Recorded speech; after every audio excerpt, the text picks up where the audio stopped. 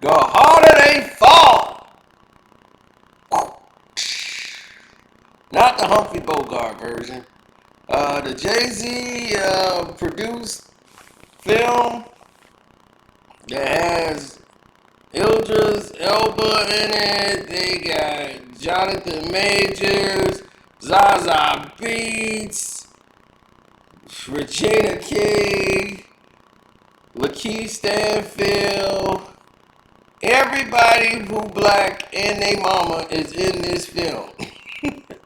I haven't seen this many black people in a film since Roots. My goodness. Or Eddie Murphy production.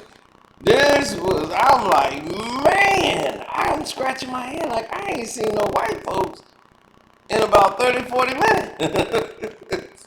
This is unbelievable. And it's a Western. I said, man, they going all the way black.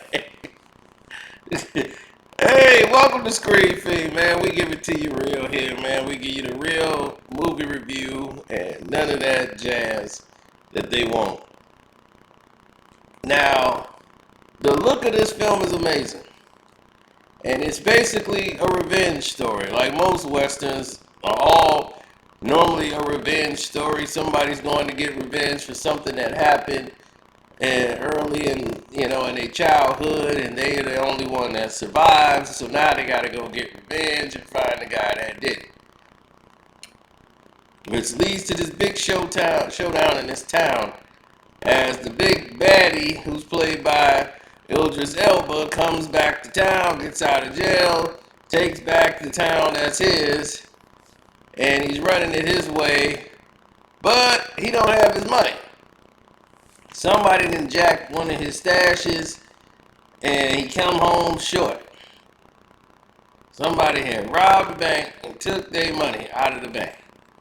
So now they got to find out who was stupid enough to rob this man's bank, knowing that this is this man's bank. Well, that one stupid person wanted the one that was looking for the revenge.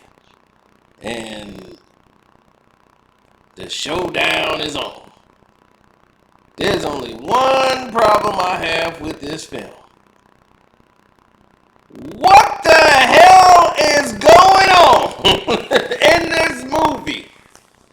Everybody's applauding the style, the look, and I mean, that is great. The style, the look of this movie is impeccable. First off, everybody looks too goddamn clean to be a Western. I'm like, even when they tried to dirty somebody up, they still look like somebody who was dirtied up to try to be a clean guy who just got a little bitty black paint on him to put him in a Western. I'm like, all of these dudes look too clean to be in this Western.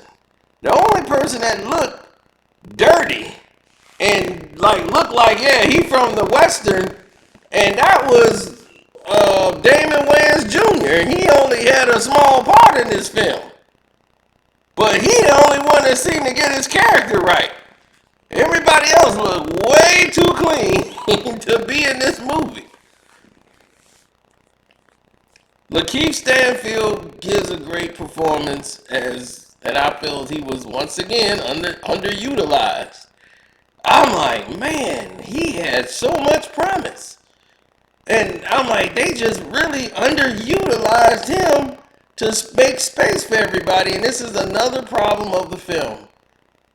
Not knowing how to balance all of these major characters in a film. When you got these names and they're major like this, you gotta make space for them, and then you gotta omit some brilliance that's in the way of it. You know, Regina King has a great scene with Zaza Beetz. That really doesn't go anywhere. Besides that, everything was kind of like rushed a little bit. The pacing of it. The plot was stupid. I said, this doesn't make sense. There's a scene where Zaza goes into town. Her character goes into town to try to negotiate a deal. And I mean, I was like the criminals. It's like, huh? Is this a plan? Was it planned for her to do this? Or she just did this dumb stuff on her own? And then what was the point of him going there to like he was going to rescue her and just to get beat up? You know, I mean, it made no sense. None of it made sense. I'm trying to make sense of this thing, and then there's a reveal at the end, and it's still like, okay, there's a reveal, but there's no real climactic drama. You don't really connect to some of the characters, and then when they go, and you're supposed to feel this effect, you almost know they gonna go. I'm like, man, it was some good shooting and all this stuff when they had the action scenes, but it's a little bit empty. And I'm just like, man, this is a potential to be really, really good. Django was better. I'm sorry, Django Unchained is way better than this. As far as the writing, as far as the delivery, 100%. The pacing, the direction, Django was better than this. The story here is so convoluted, it's plain and simple, but it's colluded with so much sub little stories that don't go anywhere. You have a lot of characters with potential who wind up meaningless, and it's like, what was the point? You don't even get to the point of anything anymore. It's a quick fix for everything. Seriously, it was a quick fix. Every little thing was a quick fix. They go into a bank, an all-white bank. Two people, basically, rob the bank. The guy said, hey, I need some extra money on top of that. Okay, they go rob an extra bank and get it. Just a quick fix. Quick fix. They just easily rob a bank and get the money out the bank. Come bring him some money that he wanted on top of it and all this stuff. And they just keeping this chick alive for nothing. A bomb goes off, and then after about 4 or 5 people drop, then they say, okay, kill the girl. I'm like, why? As soon as you decide to do what you was going to do with the money, she would have got it.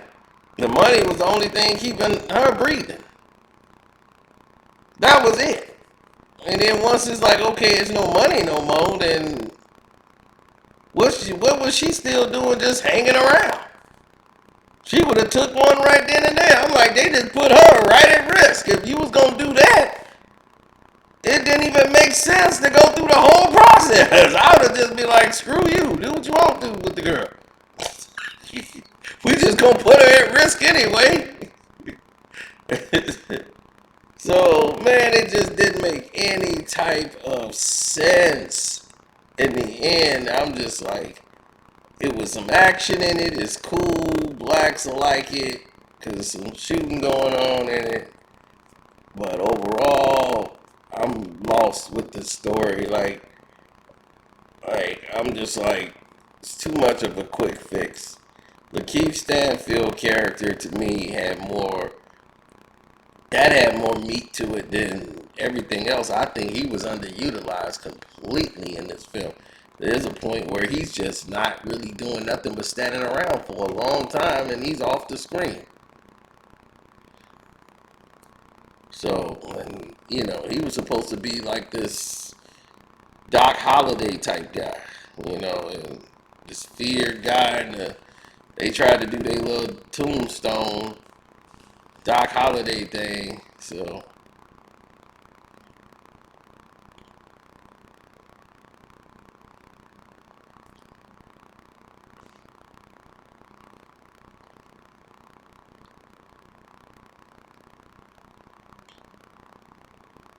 So, anyhow, that's how that go. The harder they fall. But I give it 2.5 stars out of 4. The story really lost me. It's more closer to 3. I mean, I liked the film. The characters I thought were great. Like the train scene with Stanfield was excellent. And I just wished he was more utilized in this film. Like, I wouldn't mind him being the main villain. He was doing a damn good job. Period. 2.5 stars out of 4. It's your boy Carcino for Screen Fame. I'm out.